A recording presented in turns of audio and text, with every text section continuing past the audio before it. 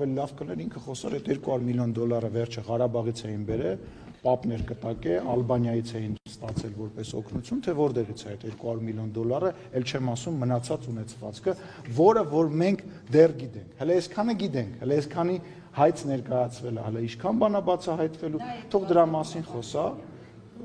Անպայման կնայեմ, չեմ կարծում, որ կարողանա բացատրի, որովհետև այդ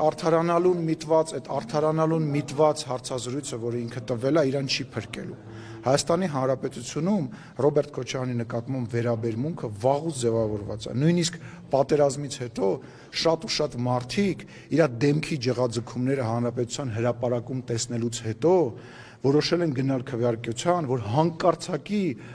այդ օտարը Հայաստանի Հանրապետությունում, այդ մարդասպանը,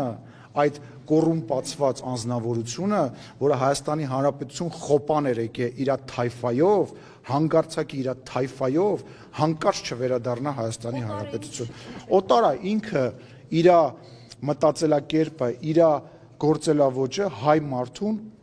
օտար է եւ ինքը օտար է Հայաստանի Հանրապետությունում։ Ինքը հայ ժողովրդին վերաբերվել է որպես խոպանի տեղ, Հայաստանին վերաբերվել է որպես խոպանի տեղ, իրանք եկել են ստեղ փող աշխատելու, մարդ սպանելու, իրանք մարդասպաններ են։ Իրանք այո, ինչ անենք, տարբեր տեղերում Հիտլերն էլ շատ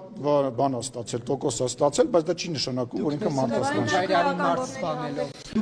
Իսկ ինչի պետք է ինչ-որ մեկը տեսնի մեկին մարդ սպանելու ժամանակ, որպեսզի դուք Հիտլերին տեսել եք մարդ սպանելուց։ Տեսել եք։ Պատմական լիքը փաստեր։ Դե ես էլ ասում եմ, ես համարում եմ, որ Ռոբերտ Քոչարյանը մարդասպան է, իր ձեռքերը արյան մեջ են, ինքը թալանչի է, ինքը Հայաստանի Հանրապետությանը վերաբերվել է որպես խոպանի տեղ, ու հիմա էլ է տենց վերաբերվում։